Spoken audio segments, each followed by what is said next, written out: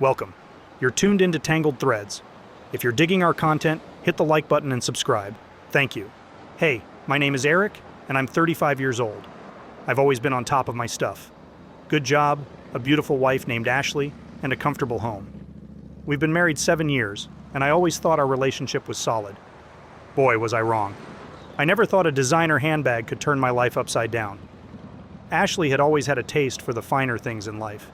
Designer shoes, jewelry, you name it, she wanted it. I never minded as long as it was within reason. After all, we both worked hard and deserved to enjoy our earnings. But everything changed when she set her sights on a Louis Vuitton handbag that literally cost more than a month's rent. "Eric, I need this bag. All my friends have one. It's a classic piece and it's on sale," she whined, flashing her phone screen in my face. I looked at the price and winced. "Ash, we've got bills to pay. Maybe we can save up for it and get it next year." She pouted and sulked for days, making snide comments about how her friends' husbands were more generous. It was exhausting, but I figured she'd get over it. Little did I know, her disappointment would lead her down a path I never expected. A few weeks later, I noticed she was spending a lot more time on her phone, giggling at messages and making late-night calls in hushed tones. I tried to ignore it, chalking it up to her catching up with friends. But then she started going out with friends more often and coming back home late with flimsy excuses. One night, curiosity got the better of me. While she was in the shower, her phone buzzed on the bedside table. A message preview popped up. "Can't wait to see you tonight, babe. Love, Ryan." My heart sank. Ryan? Who the hell was Ryan? I unlocked her phone. She had never changed her passcode. I scrolled through her messages and saw an entire thread of flirtatious texts and plans to meet up. My hands shook as I read explicit details of their encounters, complete with photos of them together. There it was, clear as day. She was cheating on me. I felt a mixture of rage, betrayal, and heartbreak. I couldn't confront her right then. I needed a plan. I wanted to catch her in the act. The next day, I took off work early and followed her when she left the house. She drove to a fancy hotel across town. I parked a safe distance away and watched her meet a tall, well-dressed man in the lobby. They embraced and kissed like teenagers. My blood boiled. I waited until they had gone up to their room before heading inside. I bribed the receptionist for their room number, then made my way upstairs. My heart pounded in my chest as I stood outside their door, listening to the muffled sounds of their affair. I snapped a few photos of the door, then knocked. The door opened, and Ryan stood there, shirtless and grinning. His expression changed to confusion and then panic as he saw me. "Who the hell are you?" he stammered. "Eric, Ashley's husband. Mind if I come in?" I pushed past him and saw Ashley scrambling to cover herself with a sheet. The look on her face when she saw me was priceless, pure terror. "Eric, what are you doing here?" she gasped. "I could ask you the same thing, but it's pretty obvious, don't you think?" I held up my phone, showing the photos I'd taken. "Caught you red-handed." Ashley's face turned white. She tried to stammer out an excuse, but I cut her off. "Save it. I've seen the messages, the photos. I know everything." Ryan, looking like a deer in headlights, tried to speak up. "Look, man, I didn't know she was married." "Save it," I snapped. "This isn't about you. This is about her." I turned back to Ashley. "You threw away 7 years of marriage for what? A handbag and some cheap thrills?" Her eyes filled with tears, but I didn't feel any pity. "Eric, I'm so sorry. I didn't mean for it to go this far. It was a mistake." "A mistake?" I laughed bitterly. "You don't accidentally fall into bed with someone. You made a choice, Ashley, and now you have to live with the consequences." I turned to leave, but not before delivering the final blow. "Oh, and by the way, I've already spoken to a lawyer. I'm filing for divorce. I'll be moving out tonight. Consider this the end of us." Her sobs echoed in the hallway as I walked away, feeling a strange sense of liberation. I drove home, packed my things, and moved in with a friend. Over the next few weeks, I worked with my lawyer to finalize the divorce. Ashley tried to reach out to me multiple times, begging for another chance, but I ignored her. Then came the unexpected twist. A few months after our divorce was finalized, I received a call from Ryan. At first I didn't want to speak to him, but his tone was desperate. "Eric, please, hear me out. It's about Ashley." Very reluctantly, I agreed to meet him at a local coffee shop. When I arrived, he looked haggard and stressed. He took a deep breath before speaking. "After you left, Ashley and I continued seeing each other, but things got complicated. She started demanding more money, more gifts. It became too much. I broke things off." "Why are you telling me this?" I asked, annoyed. He looked around nervously. "Because she's been stalking me, showing up at my work, my home. She's threatening to tell my wife if I don't give her what she wants." My jaw dropped. "Your wife?"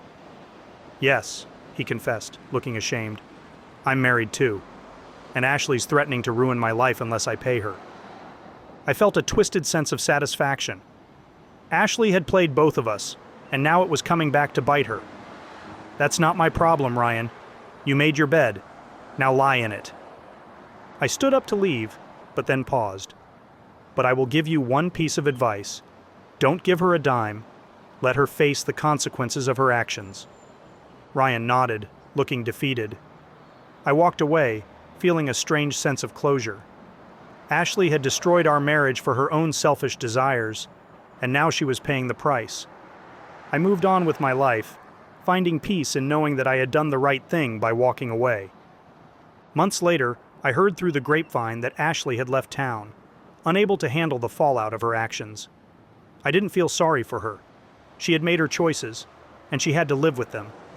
As for me, I learned a valuable lesson about the importance of trust and the true cost of materialism.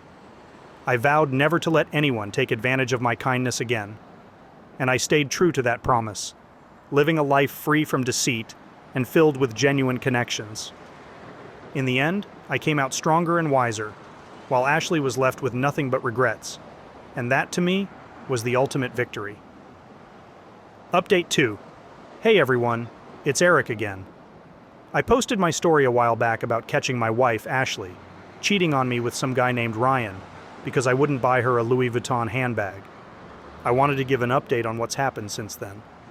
First off, I did finalize the divorce, and it was one of the best decisions I've ever made.